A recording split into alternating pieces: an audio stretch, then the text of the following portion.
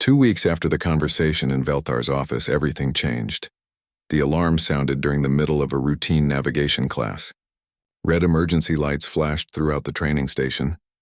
Velthar's communicator buzzed urgently against his arm. All instructors to command center immediately. The station commander's voice said, "This is not a drill." Velthar ran, his 4 legs carrying him quickly through the corridors. Other instructors were converging on the command center from different directions. When they arrived, Commander Thex stood at the central display, his crystalline body refracting light in sharp angles, a sign he was stressed. "We've received a distress call," Thex said without preamble. "Research Station Kepler-7, 3 hours from our position. They're under attack by Ravager pirates, 47 researchers trapped inside. The pirates want the station's technology and don't care about hostages." Velthar felt his stomach drop. Ravager pirates were known throughout the galaxy. Brutal, efficient, and completely without mercy. They had attacked research stations before, and survivors were rare. "The nearest coalition military response is 2 days away," Thex continued. "Kepler-7 has maybe 4 hours of life support left. The pirates have already breached the outer sections." "What can we do?" Instructor Mirax asked. "We're a training facility, not a military base. The Coalition Council has authorized us to respond. They're asking for volunteers." Thex looked around the room. "This is real combat, not simulation. Anyone who goes might not come back." Silence filled the command center. The instructors looked at each other nervously. They were teachers, not soldiers. Most hadn't seen real combat in years, even decades. "I'll go," a calm voice said from the doorway. Everyone turned. Taemin stood there, still in his training uniform. Behind him were Jiwon, Hyunwoo, Subin, and Daijung. All 5 humans looked composed and ready. "How did you—" Thex started to ask. "We heard the alarm and checked the emergency network," Jiwon explained. "We read the situation report. 47 hostages, 15 pirate ships, limited time. We can handle this." Velthar stared at them. "You're cadets. This is a suicide mission even for experienced soldiers." "We're not just cadets," Hyunwoo said quietly. "We're humans, and those researchers need help now." Commander Thex's crystalline form flickered with uncertainty. "This goes against every protocol. You haven't completed training. You're not certified for combat operations." "Sir," Taemin stepped forward. "With respect, we don't need certification. We need equipment, a ship, and permission to do what we do best. Every minute we debate, those researchers get closer to dying." Mimrak spoke up. "Commander, I've watched these 5 train for weeks. I've seen their combat logs. If anyone on this station can handle this, it's them." Thex looked at each human in turn, then at Velthar. "Instructor? They're your students." Velthar thought about the conversation in his office, about 10,000 years of human warfare, about a species that learned to be peaceful not because they couldn't fight, but because they were too good at it. "Let them go," Velthar said, "but I'm going with them. As observer." "No," Subin said firmly but respectfully. "You would be a liability, instructor. No offense, but you're not trained for this kind of operation. We are." Before Velthar could argue, Thex made the decision. "The humans go. Prep the fast frigate Storm Chaser. Full weapons access. And may the ancestors protect you all." 20 minutes later, Velthar stood in the launch bay, watching the 5 humans prepare. The change in them was stunning. In the classroom, they were quiet and polite. Now they moved with absolute purpose. Subin was checking weapons, her hands moving with practiced efficiency. Hyunwoo was reviewing ship systems with Daijung, speaking in quick, clipped sentences. Jiwon was at a computer terminal, downloading everything about Ravager tactics and Kepler-7's layout. Taemin was coordinating everyone, giving quiet instructions. 2 minutes to launch, the bay controller announced. Jiwon walked over to Velthar. "Instructor, if we don't come back, tell the other cadets we tried our best." "You'll come back," Velthar said, trying to sound confident. Jiwon smiled slightly. "Yes, we will, because failure isn't an option when lives depend on us." The humans boarded Storm Chaser. The bay doors opened to the black of space, and the small frigate shot out like a bullet. In the command center, Velthar and the other instructors watched the long-range scanners. The human ship moved fast, very fast, pushing the engines harder than recommended. Kixara stood beside Velthar, her telepathic senses focused on the humans. "What do you feel?" Velthar asked. "Focus. Total, complete focus. They're not afraid. They're not angry. They're just committed. She paused. It's like watching a machine, except machines don't care. These humans care deeply. That's what makes them so effective. The Storm Chaser reached Kepler 7 in 2 hours and 40 minutes, breaking several speed records. The pirate fleet detected them immediately. 15 warships against one small frigate. The pirates sent a communication demanding surrender. The humans didn't respond. They just acted. What happened next would be studied by coalition military academies for generations. The Storm Chaser didn't engage in direct ship combat. Instead, Daejung piloted them into the debris field around the station, making them nearly impossible to target. The pirates tried to follow, but the humans were using the environment in ways no one expected. While the pirates searched for them, Ji-won hacked into the pirate communication network. She didn't just listen. She sent false commands, created confusion, made pirate ships think they were firing on each other. The pirate fleet began to break formation, confused and disorganized. That's when the Storm Chaser struck. Not with weapons, but with precision. Hyunwoo targeted specific systems on each pirate ship. Engines, life support, communications. Not trying to destroy them, just disable them. Within 30 minutes, 5 pirate ships were floating dead in space. Their crews alive but trapped. The remaining 10 pirate ships regrouped and decided to blow the research station rather than lose their prize. They prepared their weapons. The humans did something insane. They boarded the pirate flagship, using an emergency airlock meant for repair work. The Storm Chaser attached to the largest pirate vessel. The 5 humans entered through the airlock with nothing but handheld weapons and determination. Velthar watched the audio feed in horror. He heard weapons fire, shouting chaos. But through it all, he heard the humans' calm voices coordinating.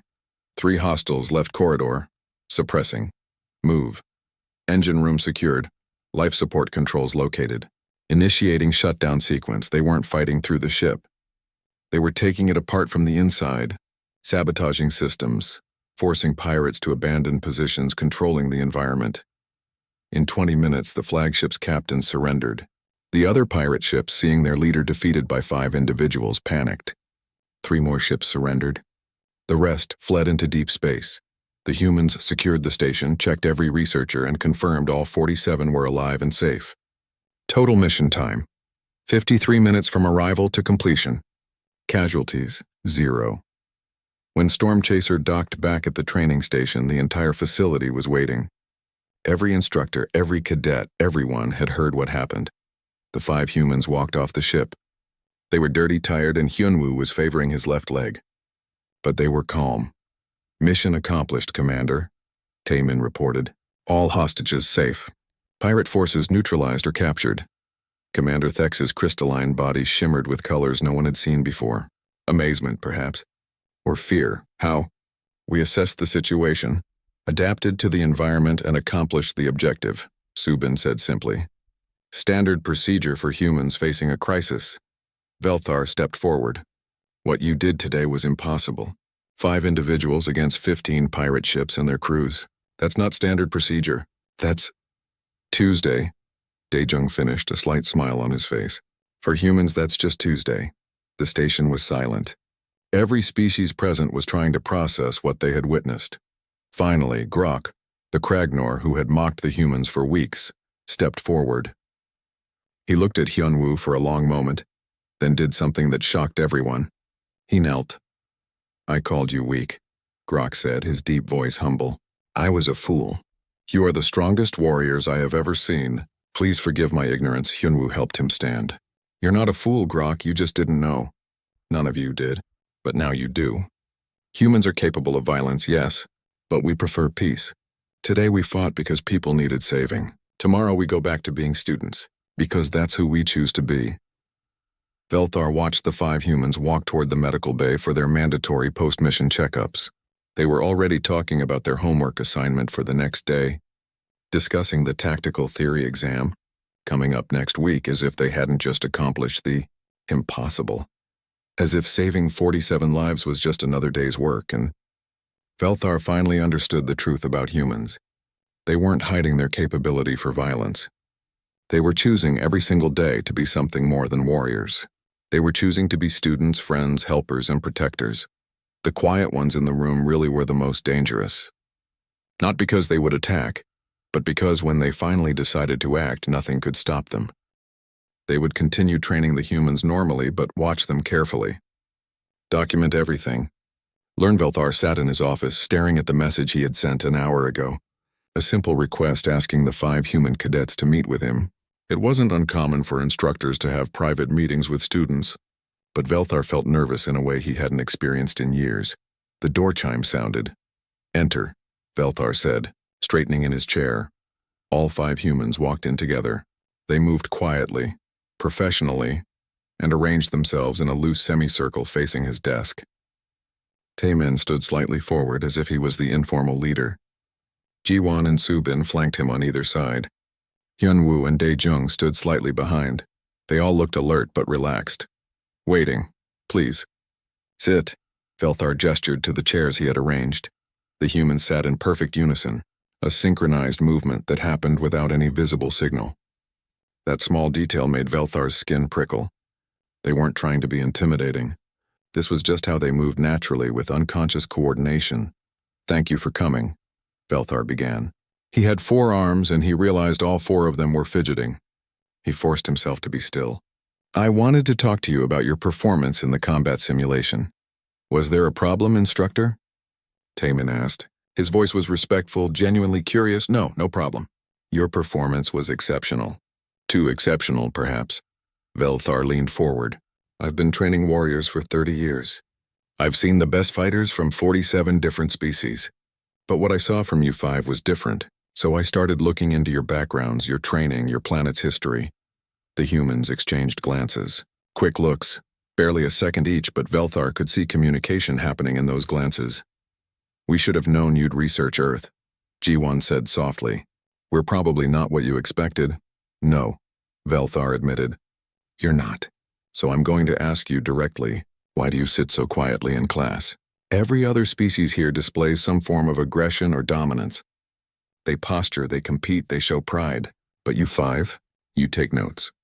You ask thoughtful questions. You help other students. You're polite to everyone, even those who mock you."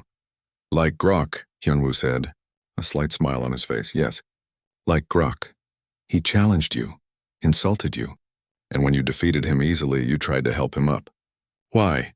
Taemin took a breath, choosing his words carefully. "Instructor, we didn't want to frighten anyone. Earth was just accepted into the coalition. We're the first humans most species will meet. We wanted to make a good impression." "By hiding what you are?" Velthar asked. "By showing you what we choose to be," Subin corrected gently. "There's a difference."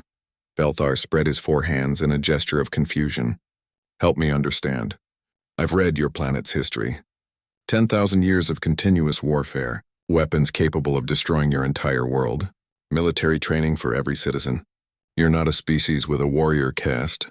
You're a species where everyone is a warrior." "That's true," Daejung acknowledged, "but incomplete." "Explain." Daejung leaned forward slightly. "Most species in the coalition have specialized roles. The Kragner, for example, breed warriors, large, strong individuals who are trained from birth to fight. The rest of their population does other work. Scientists, farmers, artists, builders. That's normal for most species, yes?" Velthar nodded. "Humans don't work that way," Daejung continued. "We're not bred for combat. We're adapted for survival. Our planet Earth is what you classify as a death world. Extreme weather, dangerous predators, scarce resources in many regions. We evolved to survive there, and that meant we evolved to be persistent, adaptable, and cooperative. And violent," Velthar added. "When necessary," Taemin said. "Yes, but here's what your research might not have shown you. Humans don't love violence. We're good at it because we had to be. But given the choice, most humans prefer peace," Jiwon spoke up. "Think about it from our perspective, instructor. We evolved as prey animals.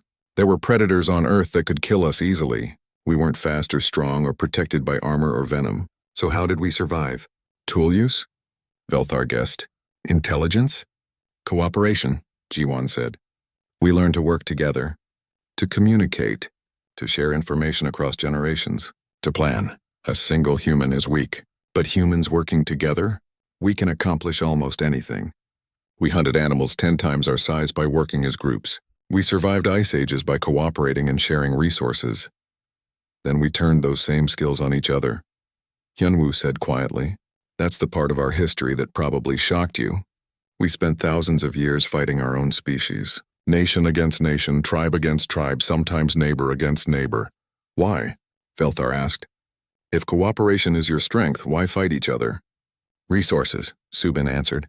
Territory, religion, politics, sometimes just fear of those who were different. Humans are very good at finding reasons to fight. But we're also good at finding reasons not to fight, Taemin added. Our history isn't just warfare. It's also art, music, philosophy, science. We build beautiful things. We write poetry. We explore, we create. The violence is part of us, but it's not all of us. Velthar studied them, trying to understand. When you sit quietly in my class, listening to lectures about tactics and strategy, what are you thinking? Taemin smiled slightly. Honestly, we're comparing what you teach to what we already know, not because we think we're better, but because we're curious about how other species approach the same problems. And the combat simulation? Velthar asked. What were you thinking during that? The 5 humans looked at each other again. This time Hyunwoo answered. We were trying to win with minimal harm to everyone involved, including our opponents. You were holding back, Velthar said. It wasn't a question. Yes, Hyunwoo admitted. The simulation allowed lethal force. We chose not to use it. Every opponent we eliminated, we made sure they could recover quickly. We targeted limbs, not vital areas. We used pressure points instead of strikes to the head. We disabled equipment instead of destroying it completely. Velthar felt his blood run cold. You did all that while moving faster and fighting better than cadets who have trained for years. And you were holding back? We didn't want to hurt anyone, Jiwon said simply. They're our classmates. After the simulation ends, we still have to work with them, learn with them, live with them. Why would we want to cause lasting damage? Subin added. There's a saying on Earth, any fool can fight. It takes wisdom to know when not to. We've been fighting for 10,000 years, instructor. We've learned some wisdom along the way. Velthar sat back in his chair, processing this. Let me ask a different question. What would happen if you didn't hold back? If you faced a real threat with real danger and you used your full capabilities?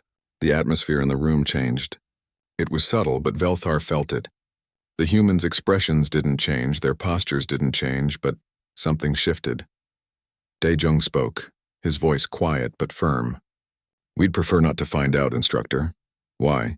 Because once humans decide something is a real threat, we don't stop until that threat is eliminated. It's not aggression. It's not rage. It's just determination. We're very, very good at persistence. We chase prey for days until it dies of exhaustion. We solve problems that take years or decades. We don't give up. Taemin continued the thought. In war, that persistence is terrifying. We have historical records of battles that lasted years, sieges that lasted decades, conflicts that spanned generations. When humans decide to fight, we commit completely, and we don't stop until we win or until there's nothing left to fight for. That's why we're quiet in class, Jiwon said. We're not hiding our nature. We're controlling it. Every human learns from childhood to control their aggressive instincts because if we don't, we destroy everything around us. We've almost destroyed our own planet several times. We've learned, through thousands of years of painful experience, that violence should be the last option, not the first. Velthar looked at each of them in turn.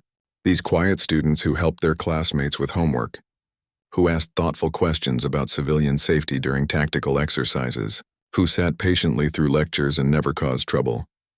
You're the most dangerous species I've ever encountered, Velthar said slowly, not because of your capacity for violence, but because you're so good at hiding it, at controlling it.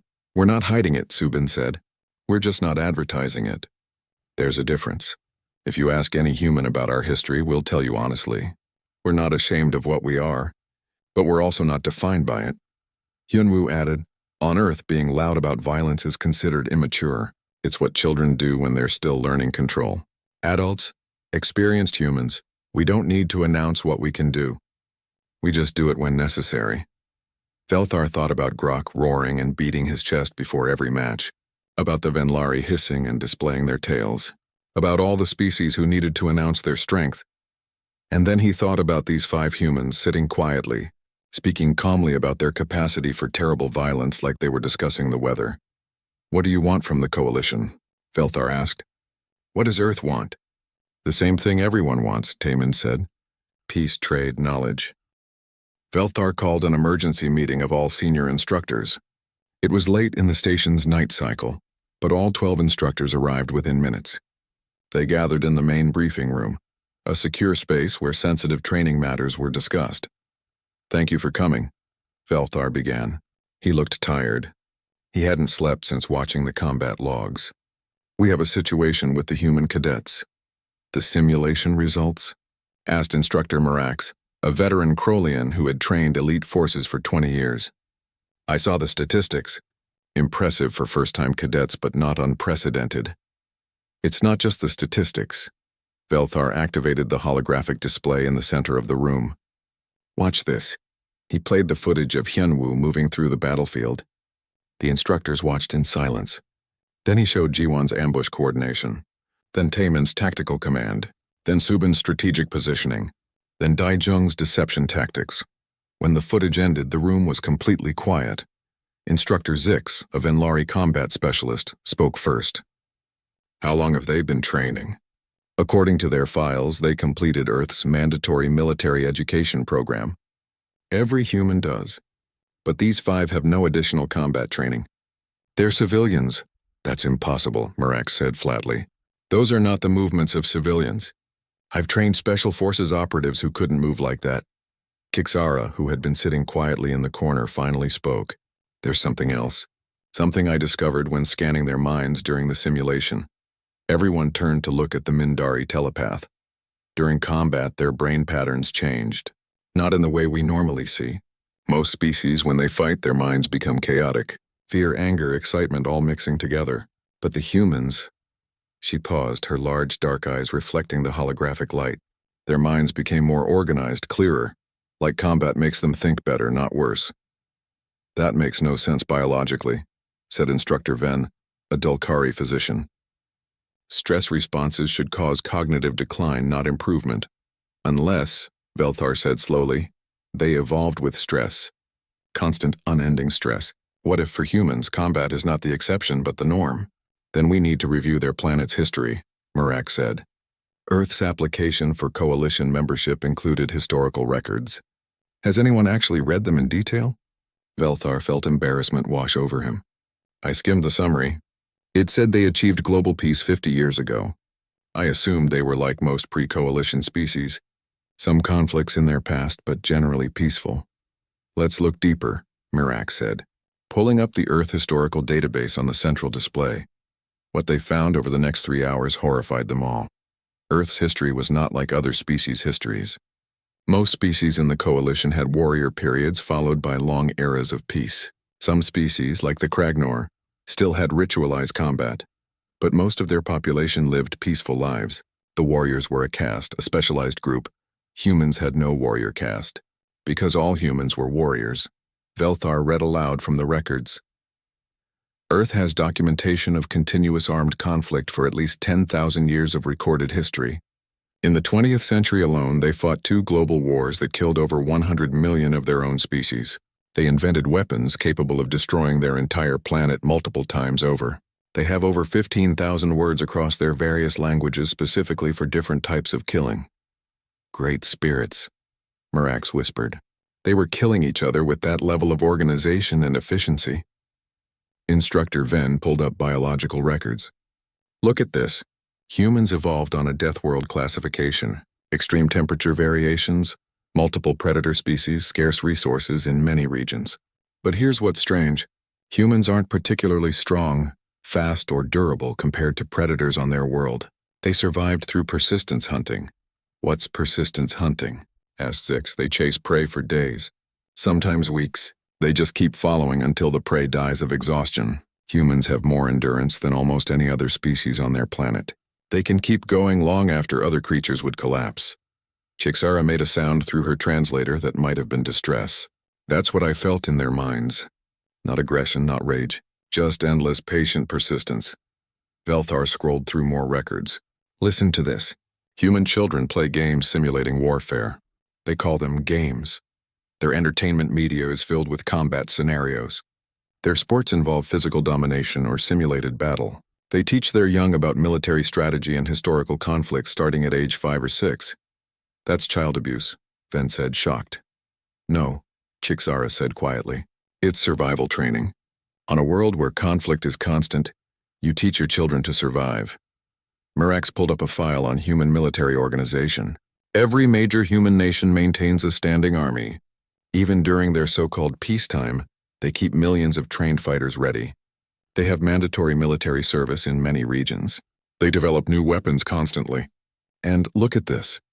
They spend more resources on military development than most species spend on their entire space programs. Instructor Zix was reading a cultural analysis. It says here that humans have a concept called martial arts. There are hundreds of different fighting styles developed over thousands of years. And they don't just teach these to soldiers. Regular civilians learn them for exercise and discipline. Children learn them in schools. So the 5 humans in our program, Velthar said slowly, represent the baseline, not the exception. That's what terrifies me, Mirax admitted. If these 5 are just average humans with average training, what are their actual warriors like? Chixara pulled up her own notes. I did some additional research after the simulation. Earth has multiple special forces groups, organizations with names like Navy SEALs, Spetsnaz, SS, Shitet 13, 707th Special Mission Battalion. The training required to join these groups is considered nearly impossible. The failure rate is over 70%. Failure means what? Ven asked. They die? No. Failure means they're sent back to regular military service. These are humans who are already trained soldiers, and most of them cannot pass the Special Forces selection. The room fell silent as everyone absorbed this information. Finally, Mirax spoke. So when we asked for Earth's best candidates for coalition training, they sent us average citizens, Velthar finished. They sent us students, regular young people with basic education, who completely dominated our combat simulation on their first try, Zix added. Ven pulled up biometric data from the simulation. Look at this. During peak combat, Hyunwoo's heart rate was 72 beats per minute. That's resting rate for a human. Jiwon's stress hormones actually decreased during the ambush sequence. Their bodies are adapted to treat combat as normal activity. Chixara stood and walked to the holographic display, expanding the image of Earth. The blue and green planet rotated slowly in the center of the room. I've been thinking about something. When I scan the humans during class, I feel patience, calm, control, but in their dreams I sense something different. What? Velthar asked. Memories. Not their personal memories, but something deeper, like species memory, echoes of 10,000 years of warfare. Every human carries it. The knowledge of violence is passed down through their culture so thoroughly that it becomes part of who they are. They don't need to be taught to fight. They need to be taught when not to fight. Mirax leaned back in his chair. That's why they're so quiet in class. It's not that they're passive or afraid. It's that they have nothing to prove.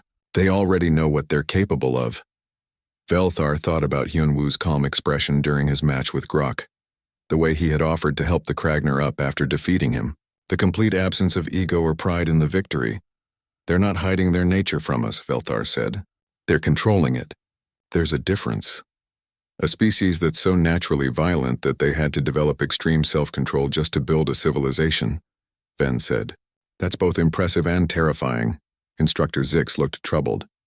Should we report this to the Coalition Council? A species this dangerous joining the Coalition. Dangerous? Chixara interrupted. They're only dangerous if threatened. I've been scanning them for weeks. They have no desire for conquest, no territorial aggression. They came here to learn, to cooperate, to join a peaceful alliance. Yes, they're capable of terrible violence, but they choose not to use it. That's what makes them different from species like the Kragner, Mirax said thoughtfully. The Kragner love combat. It's their culture, their identity. But humans? They're good at violence, but they don't love it. Most of them would prefer peace. Velthar looked at the combat logs still displayed on his screen. The question is, can we trust them? Can the Coalition integrate a species where every member is essentially a trained warrior? Better question, Mirax said. Can we afford not to? If humans join the Coalition, they become our allies. If we reject them out of fear, we might make them enemies. And based on what I've seen, that would be a terrible mistake. The meeting continued for another hour, as the instructors debated what to do with this information. Finally, they agreed on a course of action. 3 days after Hyunwoo's match with Grok, The training facility prepared for the first major combat simulation. Velthar stood in the observation deck, looking down at the staging area, where all 47 cadets were preparing for the exercise. This was always his favorite part of training. The simulations revealed the truth about warriors that classroom lectures never could. The rules were simple. 5 teams of mixed species would enter a virtual battlefield. The simulation would create a realistic combat environment with full pain receptors active. If you got shot or stabbed in the simulation, you would feel it. You wouldn't die, but you would feel like you were dying. It was the closest thing to real combat without actual death. The objective was basic: capture the enemy flag and return it to your base. Teams could use any tactics they wanted. The simulation would last 2 hours or until one team won. Velthar watched the teams form up. The simulation computer had randomly assigned the cadets to ensure mixed species cooperation. He found the human assignments interesting. Taemin and Jiwon were on Team Blue. Hyunwoo and Subin were on Team Red. Daejung was on Team Green. The staging area was loud with activity. Kragnor warriors were shouting battle cries and performing strength rituals. Venlari were hissing and checking their weapons. The Delkari were chattering nervously, trying to boost each other's confidence. Every species had their own way of preparing for battle. Except the humans. Taemin was sitting on a bench with his eyes closed, breathing slowly and deeply. Jiwon was checking her equipment methodically, testing each piece of gear with quiet efficiency. Hyunwoo and Subin were talking in low voices, too quiet for the audio sensors to pick up clearly. Daejung was stretching, his movements calm and controlled. Kixara stood beside Velthar in the observation deck. "I'm scanning them now," she said through her translation device. The other species are flooded with adrenaline. Fear, excitement, aggression. Their thoughts are chaotic. And the humans? Calm. Focused. Their heart rates are actually decreasing. It's like they're preparing for sleep, not combat. Velthar frowned. "That doesn't make sense." "No," Kixara agreed. "It doesn't." The countdown began. All cadets moved to their starting positions in the virtual environment. On Velthar's tactical display, 5 colored dots representing each team appeared across the simulated battlefield. The terrain was varied: forests, hills, open fields, and a river system that split the map. The timer hit 0. "Simulation active," the computer announced. Immediately, the observation deck filled with noise as various instructors watched their students' performances. Team Green charged straight toward the center of the map, the Kragnor leading the way with their usual aggressive tactics. Team Yellow split into 2 groups, attempting a pincer movement. Team Purple began setting up defensive positions. Velthar focused on the teams with human members. Team Blue, with Taemin and Jiwon, didn't rush forward. Instead, they moved slowly through the forest terrain, staying in cover. Taemin appeared to be directing the team with hand signals rather than radio communication. Smart, Velthar thought. Radio signals could be intercepted. Team Red, with Hyunwoo and Subin, did something unexpected. They split immediately, with Hyunwoo taking 2 teammates in one direction, while Subin took the other 2 in another direction. They weren't heading for the flag. They were circling around toward enemy spawn points. Team Green with Daejung was the most aggressive team, but Velthar noticed that Daejung wasn't leading the charge. He was hanging back, watching, while the Kragnor members rushed ahead. The first combat contact happened after 8 minutes. Team Green met Team Purple in an open field. The fight was brutal and noisy. Weapons fired, warriors screamed, and within 90 seconds, 3 cadets from each team were eliminated and ejected from the simulation. Velthar watched the tactical display. The colored dots representing cadets were disappearing as they were eliminated. Team Yellow lost 2 members to an ambush by Team Purple. Team Green lost their flag carrier when Team Purple's Venlari used poison tactics.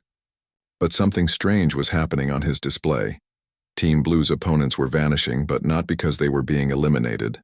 They were just going dark. One by one, cadets near Team Blue's position disappeared from sensors. No weapons fire. No combat alerts. They just stopped transmitting. "What's happening with Team Blue?" another instructor asked, leaning over Velthar's shoulder. Before Velthar could answer, Team Red struck. On his display, he watched as Subin's group appeared behind Team Yellow's base. But they didn't attack. Instead, they did something that made no tactical sense. They started disabling equipment rather than eliminating enemies. Velthar pulled up the live feed from Hyunwoo's position. The human was moving through the forest like nothing Velthar had ever seen. There was no wasted movement, no hesitation. When he came upon an enemy cadet, he struck precisely and efficiently. One hit, sometimes two, and the opponent was down. Not killed, just disabled so completely they couldn't continue. The most disturbing part was Hyunwoo's face. It showed no emotion, no anger, no excitement. He looked the same as he did in the classroom. Instructor, Chixara's voice was tight with concern. You need to see Daejung's team feed. Velthar switched cameras. Team Green was in trouble. They had lost most of their members to aggressive tactics that had backfired. Only 4 were left, including Daejung. They were pinned down by Team Purple in a rocky area with no good escape routes. Daejung was talking to his remaining teammates, pointing and gesturing. The 3 non-human cadets looked skeptical but nodded. Then Daejung did something insane. He stood up completely exposed and started walking toward the enemy position alone. He's going to be eliminated, one instructor muttered. But Daejung didn't get eliminated. Team Purple started firing at him, but he was moving in a strange pattern, zigzagging using every piece of cover, timing his movements perfectly. The enemy team focused all their attention on the lone human walking toward them. They never saw his 3 teammates flanking from the sides. By the time Team Purple realized the trap, it was too late. Daejung's team eliminated them in under 20 seconds. Velthar's attention was pulled back to the tactical display. Something impossible was happening. Team Blue had reached the enemy flag and was carrying it back to base. They had encountered 5 different enemy teams and hadn't lost a single member. Team Red had eliminated 2 entire teams without taking any casualties. The simulation ended after 47 minutes. Team Blue won. Final statistics appeared on Velthar's screen, and his blood ran cold. Team Blue. 5 members, 0 eliminations, flag captured, mission accomplished. Taemin's kill count 12, Jiwon's kill count 8. Their 3 non-human teammates had a combined count of 3, mostly assists. Team Red. 5 members, 1 elimination, highest enemy neutralization count. Hyunwoo's kill count 15. Subin's kill count 11. Team Green. 2 members remaining including Daejung. His kill count 9 with 4 assists. The cadets began exiting the simulation chambers. The non-human cadets were loud, complaining about pain, arguing about tactics, making excuses for their losses. Some were celebrating their victories. The humans walked out quietly. Hyunwoo was rubbing his shoulder where he had apparently taken a hit. Subin was helping Jiwon with a slight limp from the simulation. They looked tired, but calm. Is there a debriefing schedule? Subin asked one of the assistant instructors. I'm hungry, Taemin mentioned to Daejung. Think the cafeteria is still open? Velthar couldn't speak. He stared at them, these quiet students who had just dominated a combat simulation that should have been difficult even for experienced warriors. Request the combat logs, he told his assistant. I want every second of footage from all 5 humans. Every biometric reading, every tactical decision, everything. 2 hours later, Velthar sat alone in his office, watching the combat logs. He had sent Chixara away after the first 30 minutes. She had been visibly disturbed by what she saw. The footage showed something that terrified him. The humans didn't fight like any species he had ever trained. There was no rage, no battle frenzy, no warrior pride. They moved like they were solving a problem. Each action was calculated, efficient, and brutally effective. In one clip, Jiwon eliminated 3 opponents in 4 seconds. Her movements were so precise that it looked choreographed.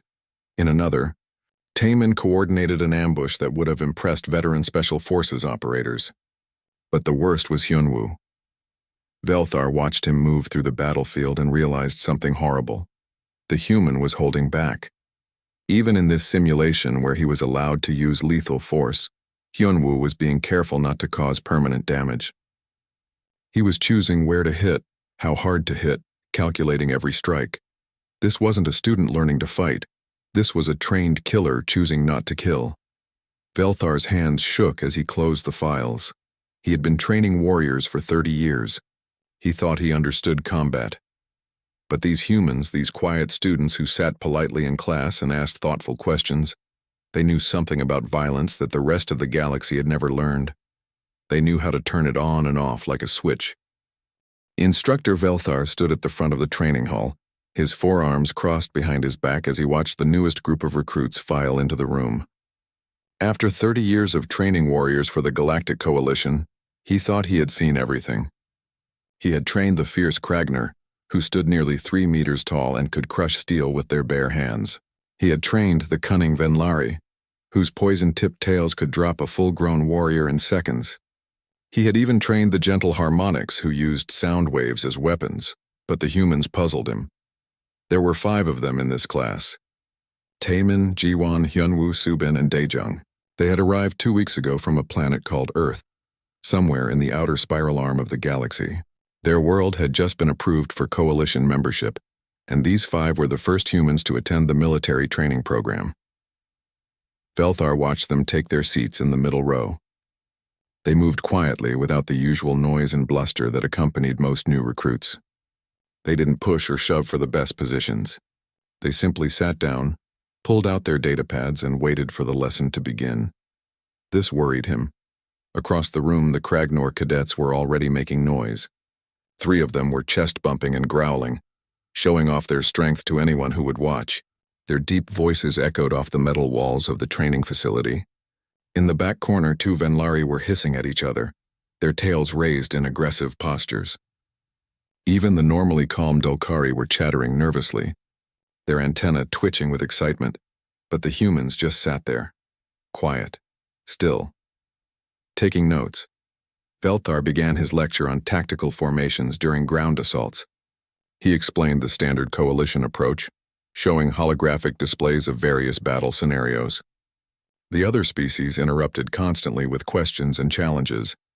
The Kragner wanted to know why they couldn't just charge straight at the enemy. The Venlari suggested ambush tactics that bordered on dishonorable.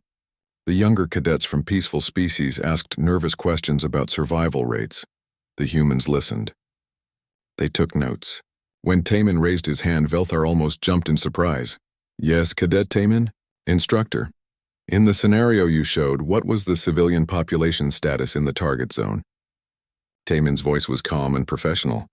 Velthar blinked. In 30 years, no one had ever asked him that question during this particular lecture. There were approximately 2,000 civilians in the surrounding area. Then wouldn't the direct assault risk collateral damage? Jiwon added, her pen hovering over her datapad. What if we set up a perimeter first and evacuated the civilians before engaging? The Kragner cadets laughed.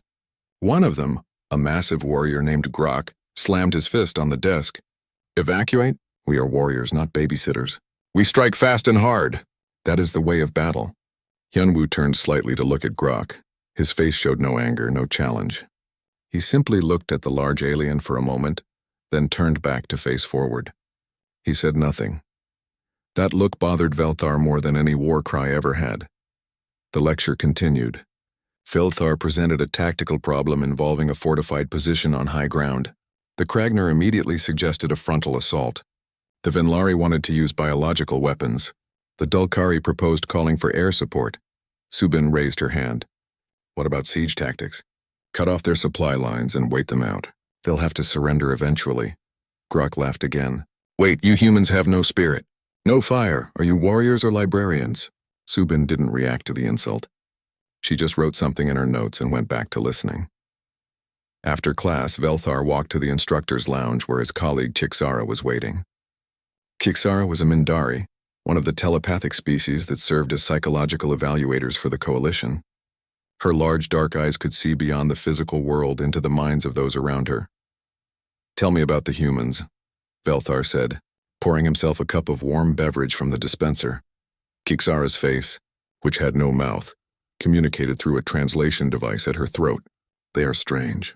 Very strange. Strange how? When I scan the other cadets, I see what you would expect. The Kragner think constantly about glory and combat. The Venlari plot and scheme. The peaceful species worry about survival. But the humans, she paused. They are calm, focused.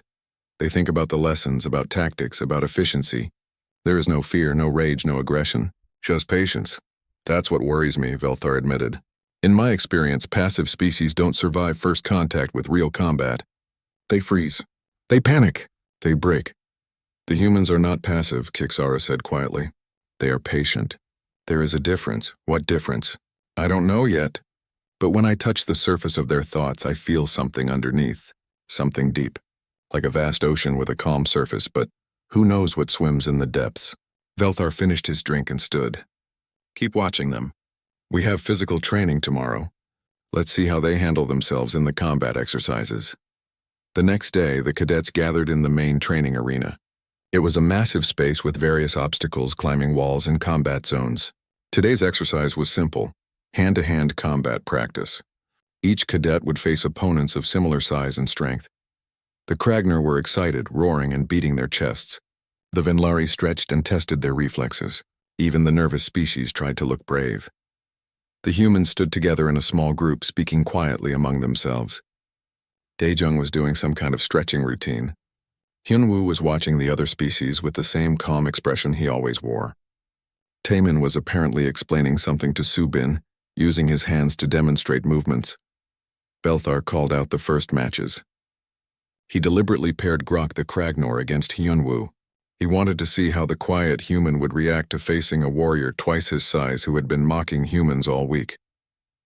The two cadets stepped into the combat circle. Grok immediately started his intimidation display, roaring and flexing his massive arms. The other Kragner cheered for their companion. Hyunwoo simply stood still, his hands at his sides, watching Grok with those calm eyes. Begin, Velthar called. Grok charged forward like a freight transport. His massive fist pulled back for a devastating strike. The watching cadets gasped. Surely the small human would be crushed. Hyunwoo moved. It wasn't dramatic. There was no war cry, no aggressive display. He simply shifted his weight, turned his body at precisely the right angle, and Grok's massive fist went past his head, missing by centimeters. Before Grok could recover, Hyunwoo's hand struck 3 points on the Kragner's arm in rapid succession. Pressure points that Velthar knew could temporarily disable muscles. Grok's arm went limp. The arena went silent. Hyunwoo stepped back, waiting. His breathing hadn't changed. His expression hadn't changed. Grok, shocked and angry, charged again with his other arm. Again, Hyunwoo moved with minimal effort. This time, Grok ended up on the ground. The human's foot pressed lightly against the back of his neck. Yield? Hyunwoo asked quietly. Grok, unable to move, growled something in his native language. Hyunwoo pressed down slightly and the Kragner tapped the ground 3 times. The signal for surrender. Hyunwoo immediately stepped back and offered his hand to help Grok up. The Kragnor, confused and embarrassed, ignored the hand and stomped away. Velthar stared. In the 30 seconds of combat, the quiet human had completely dominated a warrior species known across the galaxy for their combat prowess. And Hyunwoo was already walking back to his group, as calm as if he had just finished a math problem.